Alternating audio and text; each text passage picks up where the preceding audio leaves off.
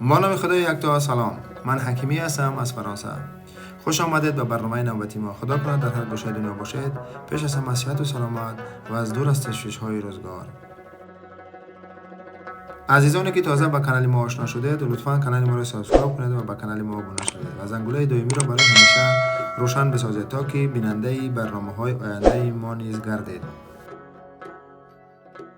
دوستان عزیز، موضوع برنامه امروزه ما سفری داشتیم چند روز قبل بر یکی از شهرهای خوب و زیبا و دیدنی و مشهوری اروپا، شهری ورشاوی لهستان یا پولشا. و اینک اولین برنامه ما از این شهری خیلی هم زیبا و دیدنی به قول اروپا یا نیویورک اروپا. ورشاوا پایتخت لهستان است و معماری آن تاریخ طولانی و مرکب شهر را انعکاس می‌کند. در اینجا شما می توانید کلیساهای گوتیکی و قصرهای نیوکلاسیکی، خانه‌های معمولی دوره شوروی و آسمانبوس‌های معاصر وزیر زمان را دیدن ممکن است. در مرکز شهر کهنه که در سالهای جنگ دوم جهان قریب تماما خراب شده بود، در سالهای بعد از جنگ از نو برقرار کرده شده است.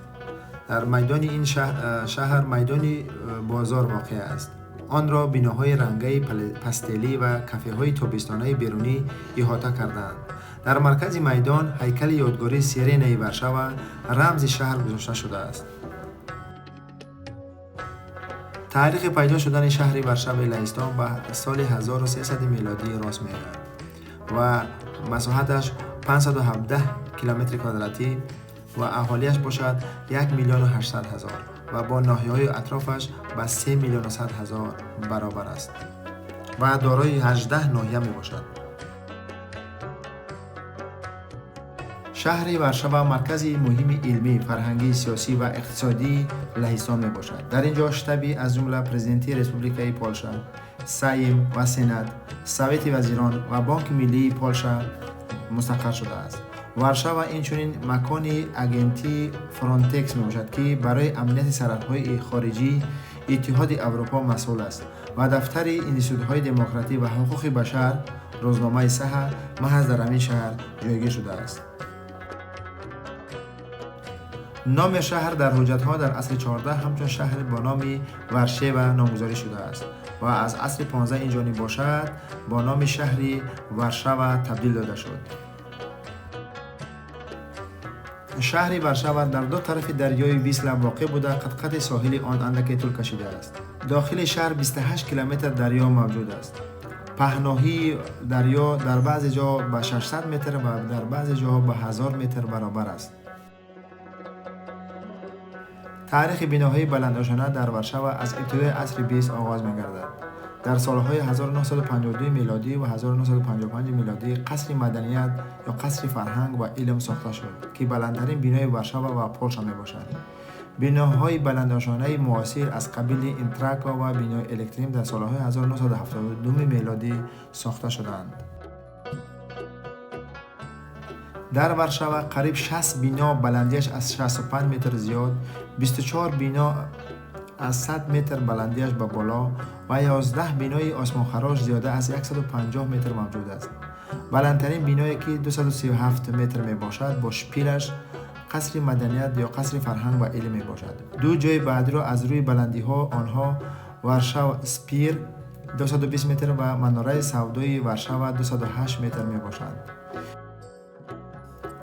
بنای آسمانبوس ورسا که در حال ساخته شده ایستاده است 310 متر بلندی دارد و پنجمین بلندترین در اتحاد اروپا دانسته می شود و بلندترین انشاءات در ورشاوا دودکش مرکزی گرمدهی کویچین می باشد که 300 متر بلندی دارد.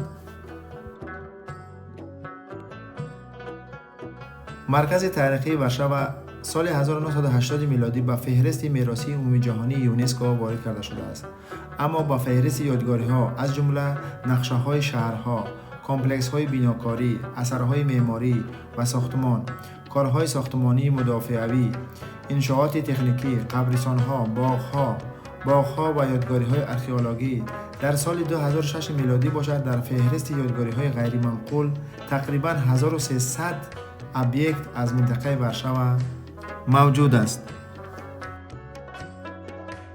اکثر یادگارهای در دوام جنگ خراب شده از نو برقرار کرده شد، گرچند بعضی نماد آنها نسبتاً به یادگارهای پیش از جنگ تغییر یافتند. به این گونه بناها داخل کرده می شود قصر شاهانه. وارشاوا از جهت حرکت‌های واگن‌های سبک‌روهای آهن و هوایی کلانترین عضو علاقه در پولشا میباشد. نقلات اتومبیلی در مرکز اساسی نقلات مزاوی میباشد. از شهر 5 شاهراه اکسپرس میگذرد. راه‌های جمهوریوی، راه‌های ولایتی و راه‌های ناحیه‌ای نیز میگذرند. پس از نصف نابود شدن جنگ دوم جهان، شورش وارشاوا و خراب کردن خانه‌های استقامتی پس از جنگ در شهر یک چند مرشدهای نقلیاتی نیز ساخته و وسیع کرده شد. یکی از وظیفه‌های اساسی شهر انکشاف دادن سطح نقلیاتی شهری میباشد که میتواند آلترناتیو نقلیاتی اتومبیلی در اروپا گردد. تا سال 1999 میلادی در مرکز شهر منطقه توقف پولکی نبود و سال 1999 میلادی توقفگاه پولکی تأسیس داده شد. در تاریخ شهر بسیار گذرگاه‌های موقتی از جمله پل‌های موسمی و غیر موسمی موجود بودند. عین زمان در قطعه 28 کیلومتری ویسلا در حدود معموری شهر 11 پل دائمی موجود است. 9 کوپرک آن اتومبیلی و 2 کوپرک آن راه آهن می باشد. مقامات شهر نقشه دارند که در آینده پل‌های پیاده‌گرد نیز ساخته به استفاده بدهند. دوستان عزیز، شما چنانچه که می‌بینید در راه‌های خود چندین پل‌ها و ماسه‌هایی هستند که نقلیاتی که شهر را به چند کوچه‌ها و چند ناحیه‌ها و ولایت‌ها پیوست می‌کنند. سیستم نقلیاتی شهری که از جانب اداره نقلیات پایتخت اداره کرده می شود از خطهای اتوبوس، تراموای، مترو و اسکیم عبارت است. همه خطها از جانب اداره نقلیات جمعیتی هماهنگ کرده می شوند.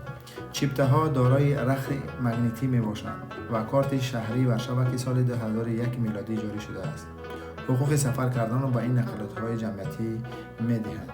در سال 2018 میلادی شهر در همکاری با حکومت‌های منطقه‌داری محلی نقلیات جمعیتی را در اگلومراسیون سیویسی منسیپالی نزدیکی وارشاوا تشکیل نمودند که در مبلغ‌گذاری آن اشتراک داشتند.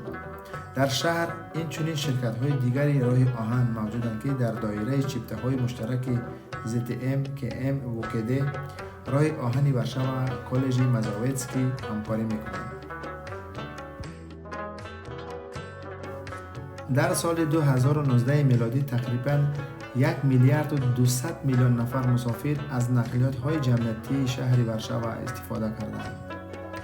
در سال 2020 باشد بر اثر پاندمی کووید 19 شماره مسافران تقریباً به 726 میلیون نفر کاهش یافت. در یک نظرسنجی که در سال 2018 میلادی گذرانده شد، 84% آدمان نقلیات جمعیتی شهر وارشاوا را خوب و خیلی خوب ارزیابی کردند و همین نظرسنجی در سال 2020 میلادی تکرار شد و 93% مردم خوب ولی خوب ارزیابی کردند نقلیات شهری وارشاوا را و گفتند که ما همه روزه از این نقلیات ها استفاده میبریم. در شهر وارشاوا زیاده از 250 خط اتوبوس کار میکند و زیاده از 3765 ایستگاه اتوبوس موجود است. اولین خط تراموای اسبی در وارشاوا 11 دکبر سال 1866 میلادی گشوده شد و 26 مارس سال 1908 میلادی اولین تراموای الکتریکی به این مرشد برآمد. شبکه از 130 کیلومتر عبارت بوده، تقریباً 25 خط تراموایی خدمت می‌کند. در سال 2018 میلادی در حدود شهر تقریباً 577 ایستگاه تراموای موجود بود. شهر وارشاوا دارای این مترو نیز میباشد که ما انشاءالله در روزهای آینده در برنامه‌های بعدی در این باره صحبت خواهیم کرد. عزیزان، اینجا رسیدیم به فرجام برنامه. این هم بود کم معلومات درباره شهر وارشاوای لهستان یا پولشا. دوستان در اینجا میخواستم تشکری کنم، تشکری خاص از نفرانی که ما را لایک میکنند، کامنتر مینویسند و برنامه‌های ما را میبینند. این یک ما را روحیه تازه میبخشد تا که برنامه‌های خوب و جالب برای شما آماده کنیم و پیشکش نماییم. دیگه شما را به خدای پاک و منان میسپارم تا برنامه‌های بعدی. خداوند یار و مددگار همه ما و شما باشد. بدرود.